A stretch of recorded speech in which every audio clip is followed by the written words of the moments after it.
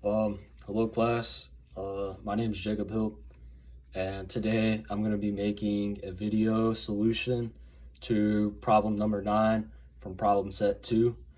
As you can see, I've done it already just to get a feel for the problem, but now I'm going to explain how to do it using the DISC method, which is draw, information, solve, and check. So I will rip that away. So first thing we want to do is draw. All right, so in the picture it's just 4 layers, each with different indices of refraction. So we take our makeshift ruler, we go 1, 2, and these aren't perfect lines by any means, but it'll have to do. We know, well, now we're going to do information after we draw the light ray. So it looks kind of something like this. And then, yep. So you can draw the normal here and label this as theta 1.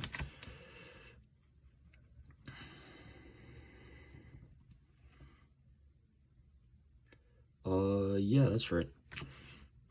Okay, so we know that this indice of refraction in 1 is equal to 1.6. This indice of refraction in 2 is equal to 1.4. This indice of refraction in 3 is equal to 1.18, and this indice of refraction is equal to 1.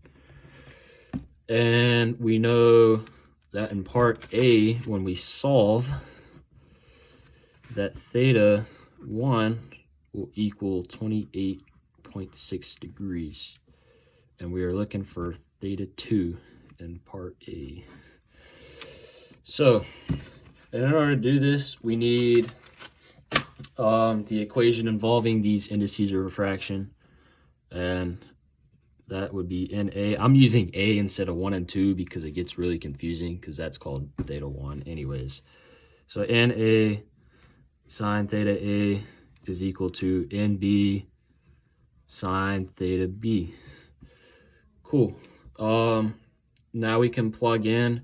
We're basically going to have to do this for each of these in order to get this, because you can't just go from here to here since there's different indices of refraction here anyways. So you can start plugging in. 1.6 sine of 28.6 degrees is equal to 1.4 sine of theta. And when you plug this in your calculator, you're going to find that theta here equals 33.2 degrees. Okay, so now we do it again. We use these two. Now we're going to use these two. So we take 1.4 sine, and then the angle we just found is 33.2 degrees. 1.18 sine of theta. And when you work this out, this theta equals 40.5 degrees. So yeah, it's the same process. We'll do it one more time, and that'll give us our answer here for part A. So 1.18 sine of 40.5 degrees is equal to 1 sine theta 2. And once we calculate this, we know that theta 2 will equal 50 degrees. Let me make that better. Yeah, 50 degrees. Okay, so that's part 1. That was pretty easy. Now we go to, or part A, I'm sorry. Now we go to part B. Basically it says that between these two, we're actually going to have total internal reflection, which means that this theta 2 is actually going to equal 90 degrees. So let's solve this. theta 2 equals 90 degrees.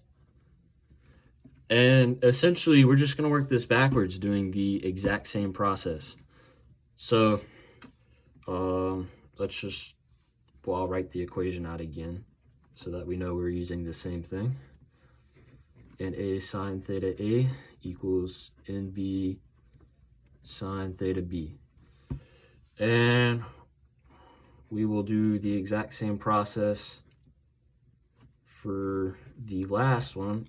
So we're trying to find this angle now that we know that this one is 90 degrees. So we go 1.18 sine theta is equal to the sine of 90 degrees. And we just find this theta. Once you work that out in the calculator, that'll be 58 degrees. And then we do it again. We just work our way up. So, let's see, 1.18 sine of 58 degrees equals 1.4 sine theta. This theta, once you work it out, will be 45.6 degrees. Then we just do this again. Once more. Very tedious, I know. But very easy indeed. So 1.6 sine theta 1. And theta 1, once you work all of that out, is equal to 38.7 degrees. So not a hard problem, but very tedious for sure. But this is how you do it, and it's just NA sine theta A equals NB sine theta B. Just do it 3 times. Go backwards with it. You're all good. Yeah.